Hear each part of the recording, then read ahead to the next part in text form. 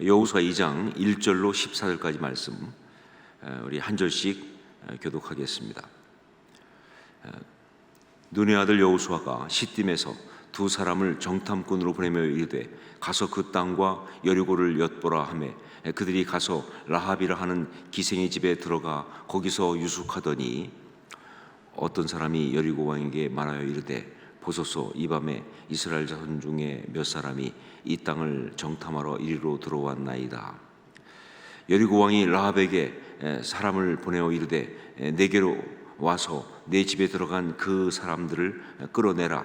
그들은 이 온 땅을 정탐하러 왔느니라. 그 여인이 두 사람을 이미 숨긴지라. 이르되 과연 그 사람들이 내게 왔었으나 그들이 어디에서 왔는지 나는 알지 못하였고 그 사람들이 어두워 성문을 닫을 때쯤 되어 나갔으니 어디로 갔는지 내가 알지 못하나 급히 따라가라. 그리하면 그들을 따라잡으리라 하였으나 그가 이미 그들을 이끌고 지붕에 올라가서 그 지붕에 버려놓은 삼대에 숨겼더라. 그 사람들은 요단 나루터까지 그들을 쫓아갔고 그들을 뒤쫓는 자들이 나가자 곧 성문을 닫았더라.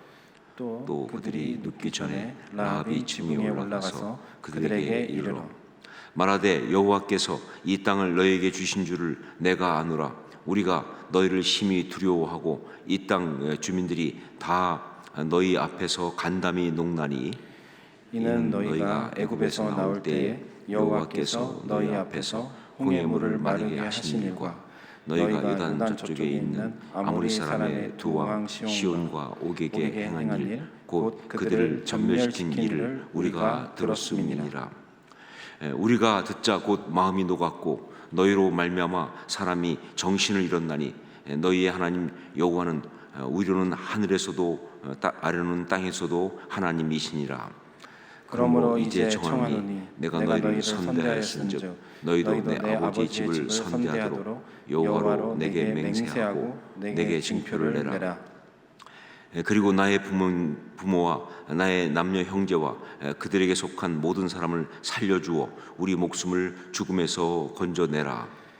그 사람들이 그에게로 이르되 내가 우리의 이 일을 누설하지 아니하면 우리의 목숨으로 너희를 대신할 것이요 여호와께서 우리에게 이 땅을 주실 때에는 인자하고 진실하게 너를 대우하리라. 아멘.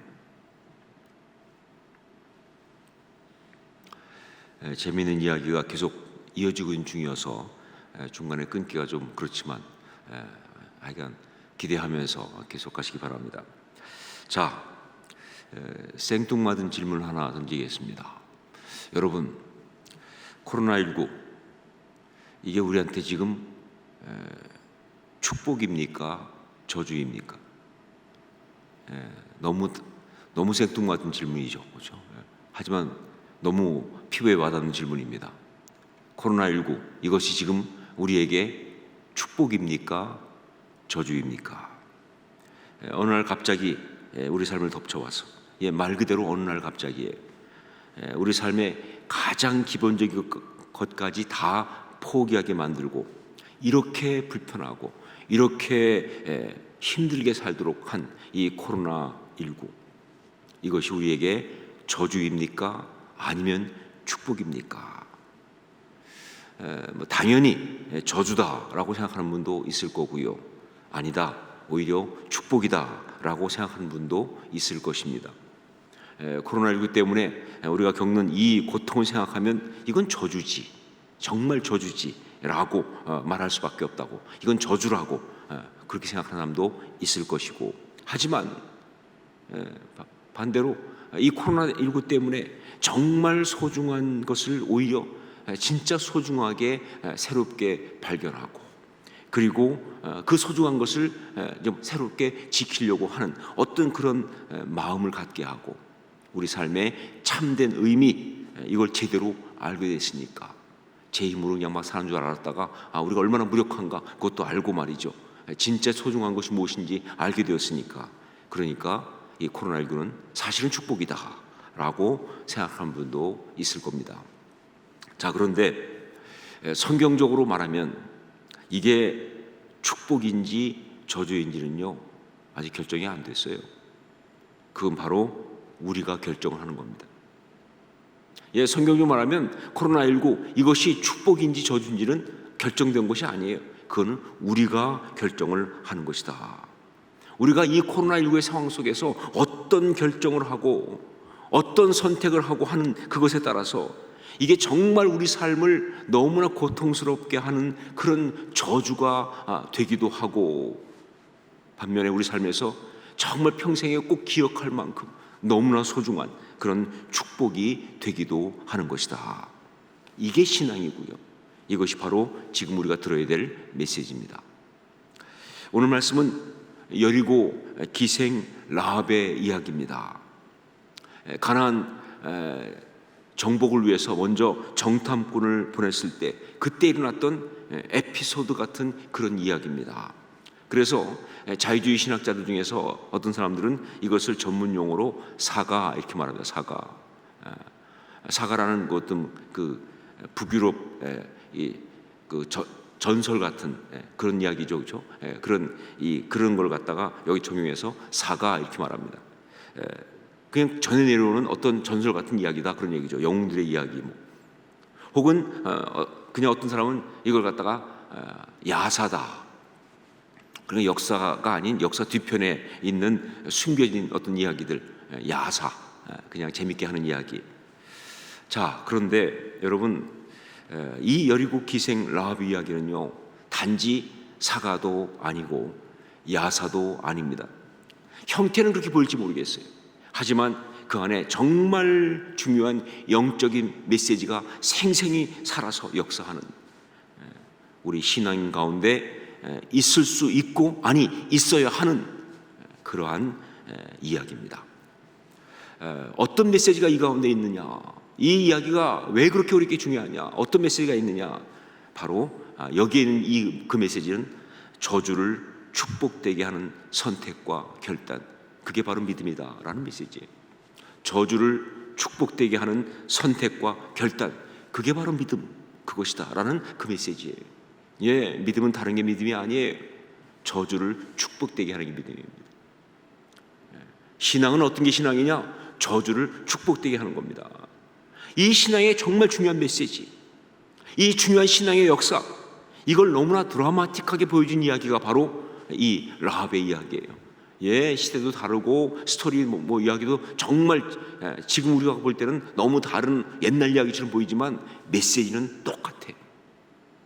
메시지는 똑같은 메시지, 정말 동일하게 생생한 이야기입니다. 지금 우리가 지금 삶 가운데 가져야 될 그 메시지하고 똑같은. 자, 내용을 보십시다. 어느 날 갑자기 여리고 기생 라합의 집에, 정확히 말하면 영업장에죠, 영업장에, 전문 용어로 영업장에 이스라엘 정탐꾼 둘이 들어왔습니다.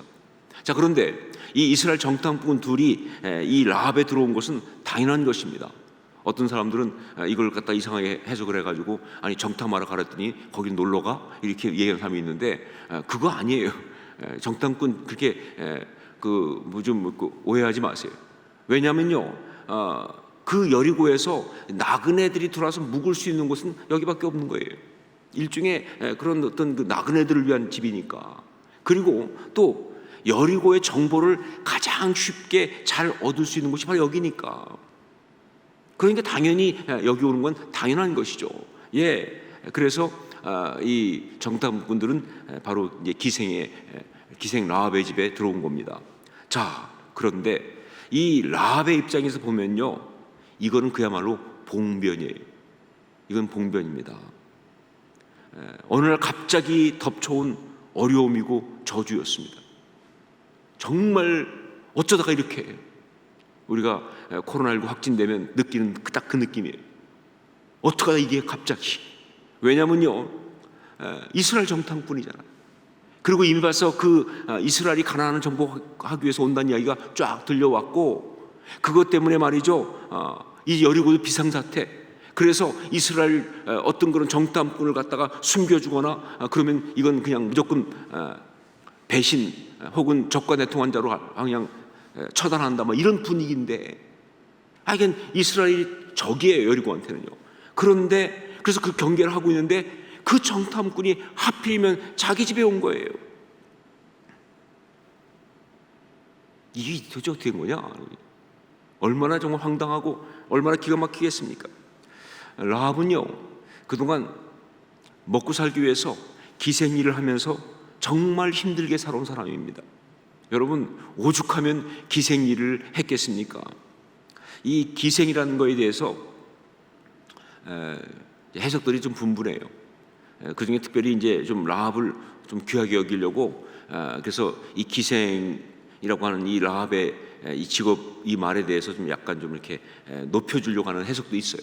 그래서 어떤 사람은 뭐 여관 주인을 말한다, 뭐 이런 식으로 이제 이렇게 좀 높여주는 거예요. 근데 아니에요. 대부분의 학자들이 말하는 대로 이 단어는 그냥 말 그대로 창녀입니다. 예, 먹고 살기 위해서 성매매를 하고 있는 사람이에요.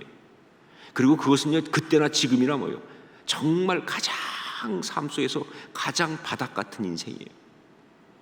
여러분, 삶이 가장 고통스러운 게 뭐냐면요, 먹고 살기 위해서 존엄성을 팔아먹는 게 제일 고통스러운 거예요. 그게 바로 예수님의 비유 중에서 이 집을 나간 둘째 아들이 먹기 위해서 돼지 치는 일을 했던 것과 같은 그런 이야기입니다. 그러니까 사람은요, 먹고 살아야 한다는 것 때문에 자기 존엄성을 팔면요, 그게 가장 무너진 거예요. 근데 딱 기생이 그런 거죠. 예, 성매매니까.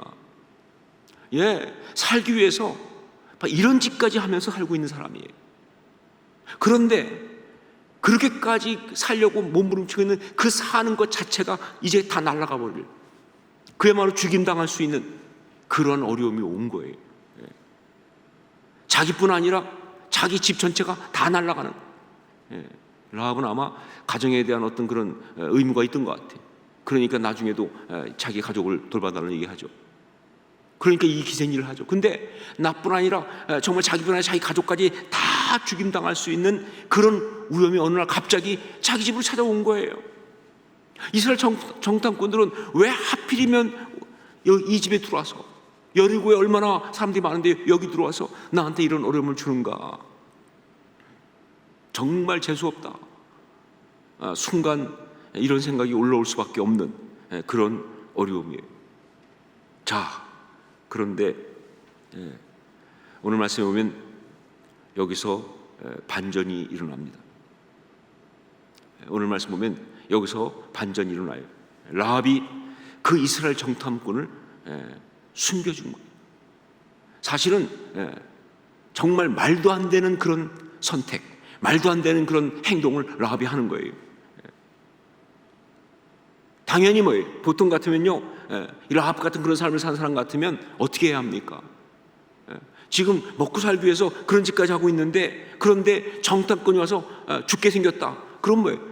정탐꾼들은 그냥 오자마자 내쫓든지 빨리 나가라고, 아니면 자기가 먼저 정탐꾼을 갖다 밀고 하든지, 아니면 다른 사람이 밀고 해서 군사가 왔다고 한다면요, 그대로 고바로 여기 있다고 라고 말해서, 그래서 말이죠, 그냥 내주고 자기는 빠져나가야 될 거 아니에요. 살아야 될 거 아니냐 그 말이에요.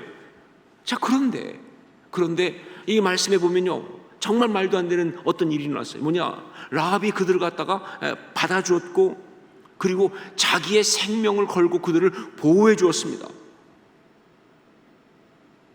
이게 도대체 어떻게 된 거냐 하는 얘기죠. 그렇죠? 예, 이해할 수 없는 선택, 이해할 수 없는 어떤 행동을 라합이 한 거예요. 왜 그렇게 했는지 정말 도저히 우리 상식으로 이해할 수 없는, 설명이 안 되는 그런 행동을 한 거예요. 그런데 그런 설명이 안 되는 그런 행동, 이해할 수 없는 행동을 했는데 그 결과 어떻게 되었느냐 하는 거예요. 결과가 완전히 정말 놀랍게 바뀌죠. 결론적으로 말하면 그것 때문에 한마디로 말해서 라합의 삶에 찾아왔던 그 저주가 사실은 축복이었다 하는 겁니다. 그 저주가 축복이 된 거예요. 자기의 삶을, 또 자기의 어떤 그런 그 가족들의 모든 삶을 한순간에 죽음으로 몰아넣을 수 있었던 그 저주가, 그게 만약 없었다고 한다면 라합의 삶은 어쩔 뻔했어 싶은 놀라운 축복이 된 거예요. 여러분, 단지 그냥 나중에 여리고가 멸망당할 때 그 가족은 죽임을 당하지 않고 살아남았다라는 이야기만 하는 것이 아니에요. 그것 때문에 라합의 가족은 여리고 점령 당시 죽지 않고 살았어, 그 얘기만 하는 것이 아니에요. 라합이 그 비참한 인생이 하나님의 구속의 역사, 그 언약의 역사에 참여하게 된 이야기를 하는 거예요. 인생은 이래야 인생이죠. 그냥 먹고만 살아서 무슨 인생입니까? 아무리 오래 먹고 살았어도 그게 어떻게 인생입니까? 그게 무슨 의미가 있어요? 그냥 먹고 살다 죽었는데. 인생은 이래야 인생이죠.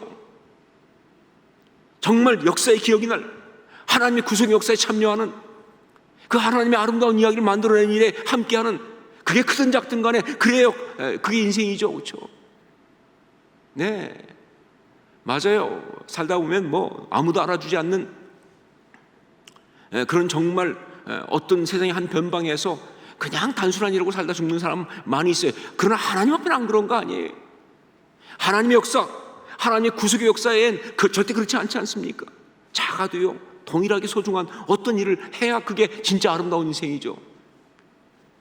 라합이요, 여리고의 기생, 먹고 살기 위해서 몸을 팔았던 가장 비참한 인생이 하나님의 구속의 역사, 그 언약의 역사에 참여한 거예요.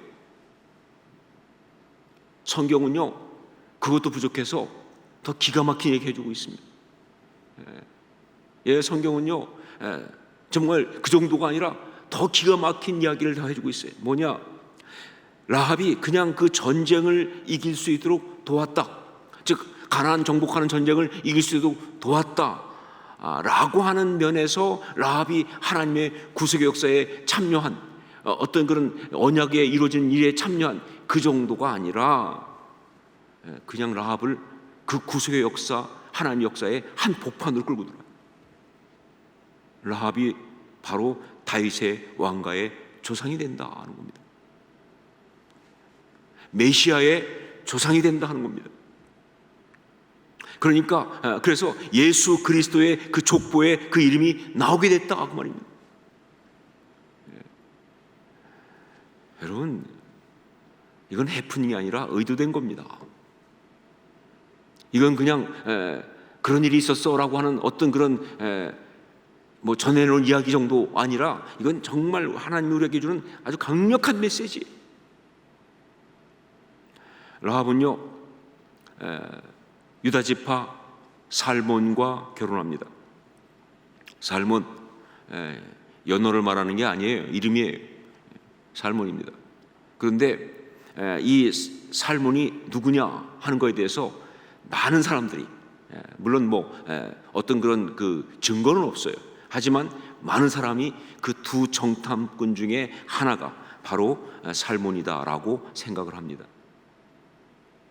뭐 그럴 수도 있고 아닐 수도 있죠. 여하튼간에 살몬과 이제 그 라합이 결혼해서, 그래서 라합이 살몬의 아들을 낳았는데 그 아들이 누구냐? 그 아들이 바로 룻기의 주인공, 모든 사람이 그렇게 사랑하는 그야말로 소위 국민 남편 보아스예요. 보아스. 기가 막히잖아요. 이 스토리가 그런 일이 있었어 라고 재미있네, 이거로 끝날 문제가 아니에요. 하나님이 어떻게 하시는지 보셔야 돼요. 가장 비참한 인생을 그가 신앙으로 반응했을 때, 그때 하나님이 이렇게 당신의 구속의 역사에 한복판으로 끌고 들어오신 이야기를 보셔야 돼요. 이게 우리 하나님 역사잖아요.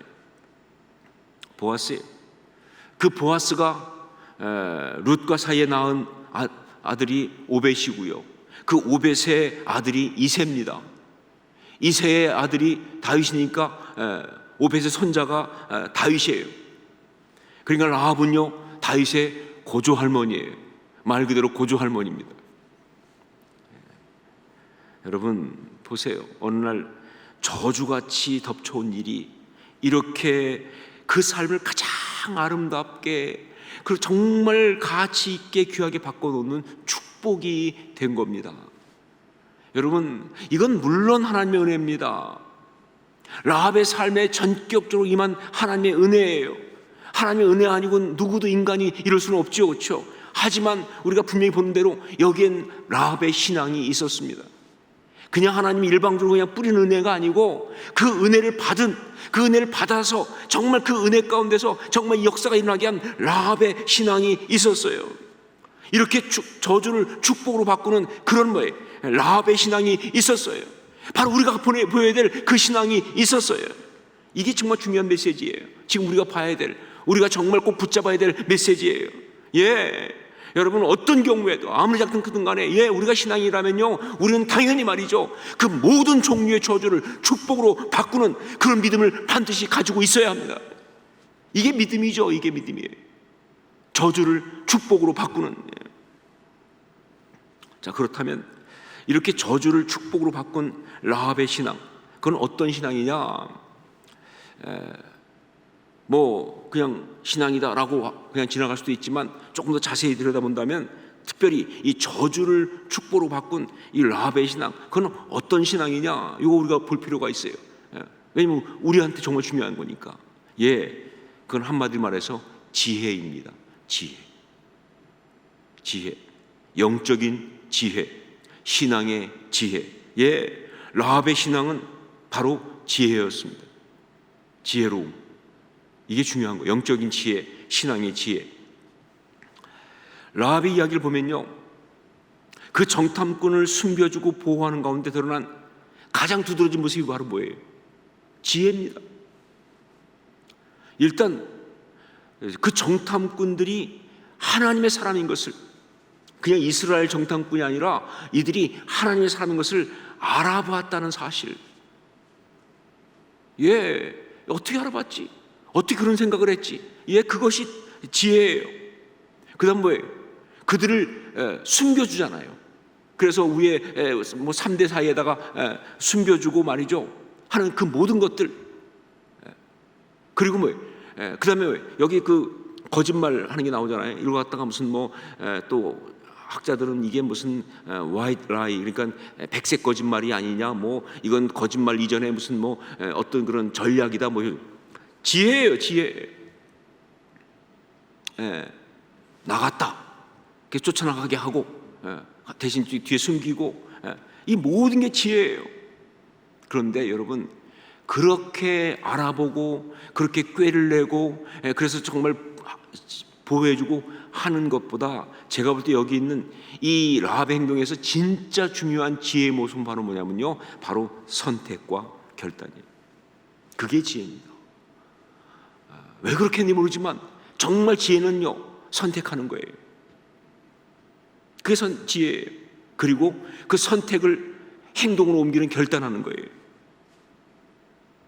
지혜의 가장 중요한 포인트는 선택과 결단입니다. 영적 지혜는 바로 하나님의 역사를 선택하고 결단하는 거예요. 라합의 신앙, 그건 바로 지혜로움이에요. 영적인 지혜, 바로 그것이다. 그것이 바로 이런 역사를 만든 거예요. 자, 그렇다면 여기서 우리가 또 묻지 않을 수가 없어요. 아니, 라합은 어떻게 그렇게 지혜로울 수 있을까? 아니, 라합은 도대체 그런 지혜가 어디서 왔냐? 어떻게 그렇게 지혜로울 수 있을까?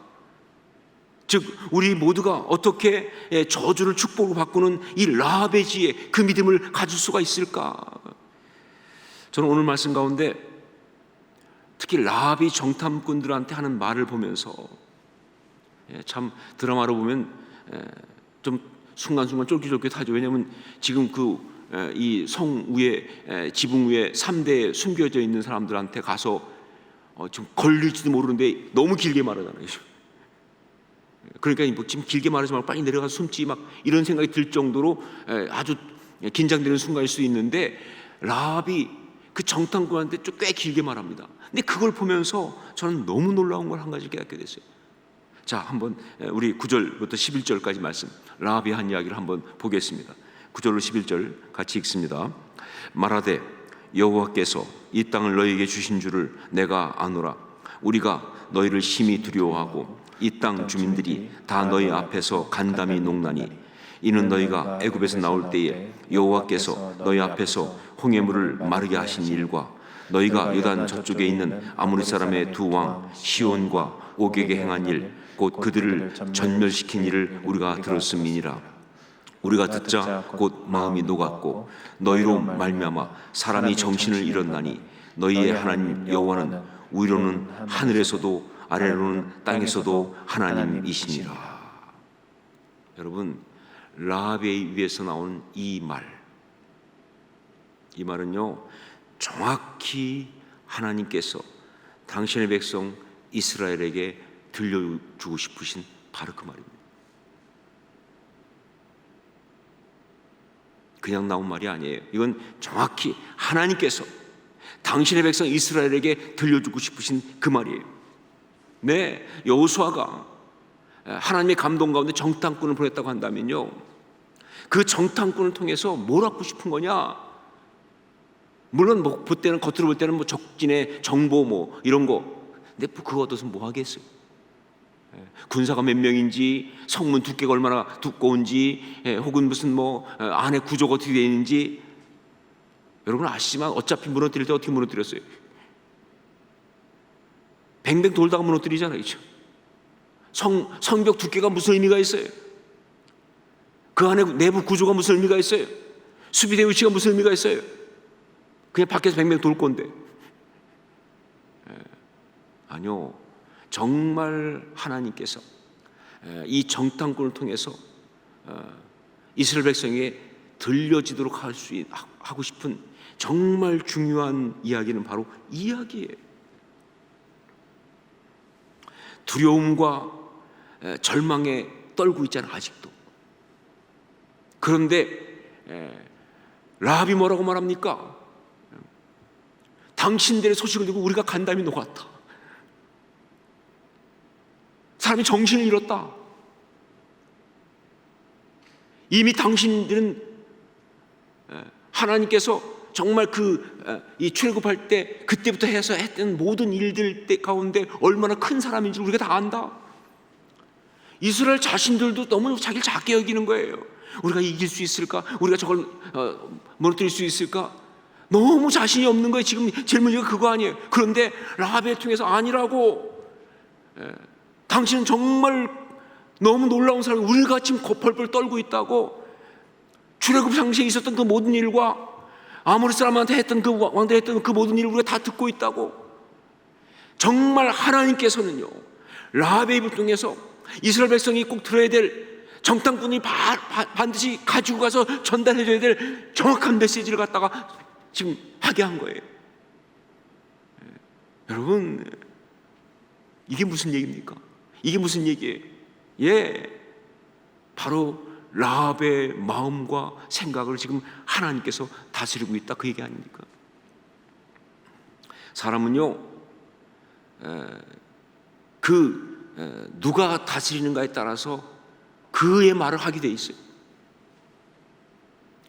신앙의 사람, 하나님의 사람은 어떤 사람이냐? 하나님이 그 마음을 다스리심으로 자꾸 하나님 말이 나와야 되는 거예요. 만났을 때 말이죠, 힘들 때 힘내라고, 할 수 있다고, 잘한다고, 이렇게 하자, 저렇게 하다 때때로 문제가 있으면 회개하자고. 하나님 말씀하는 사람은 그 마음을 하나님이 다스리고 있으니까 하는 거예요. 그러나 말이죠, 마귀가 다스리는 사람은요, 그는 어떤 사람이든 상관없이 지금 상태 마귀가 다스리면 자꾸 마귀 얘기를 해요. 자꾸 사람 흔들어 놓고 절망시키고, 혹은 낙담시키고, 혹은 분열시키는 그런 약 자꾸 한다니까요. 여러분, 신앙의 지혜, 그건 바로 이게 신앙의 지혜입니다. 성령의 감동, 하나님의 그 마음과 생각을, 하나님께서 그 마음과 생각을 다스리는 역사, 이게 바로 신앙의 지혜예요. 어떻게 지혜로울 수 있는가? 성령께서 감동하셔야 되는 거예요. 하나님께서 그 마음과 생각을 다스리시는 역사가 있어야 되는 거예요. 그래야 그게 지혜예요. 여기서 이 지혜가 나오는 거예요.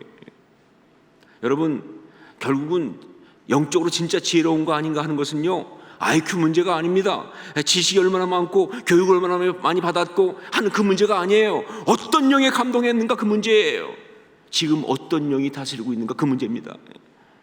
아무리 많이 공부하고 아무리 많이 경험이 많고 머리가 뛰어나고 그래도요, 마음에 그 마음을 욕심이, 상처가, 즉 마귀가 다스리면요, 어리석을 수밖에 없어요. 어리석을 수밖에 없어요.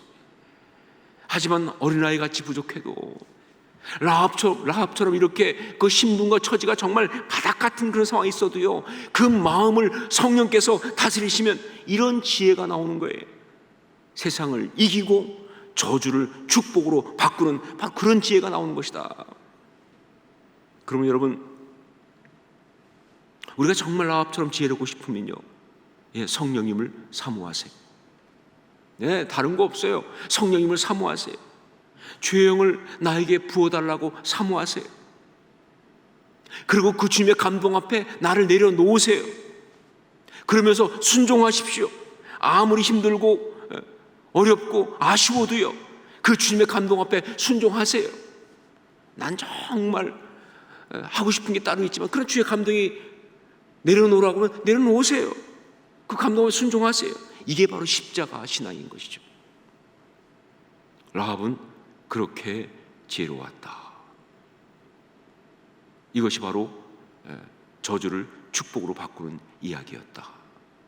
오늘 동일한 이야기가 정말 다른 시간대에 있지만 우리 가운데 그대로 일어날 수 있기를 주의 이름으로 축원합니다.